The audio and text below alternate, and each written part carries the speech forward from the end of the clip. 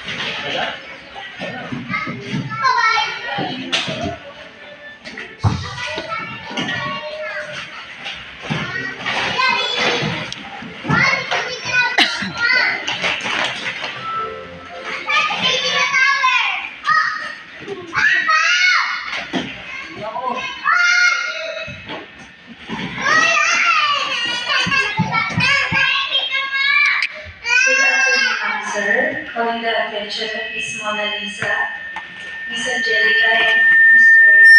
Mike. And sir, that is thank you. Like she was and like the word of God.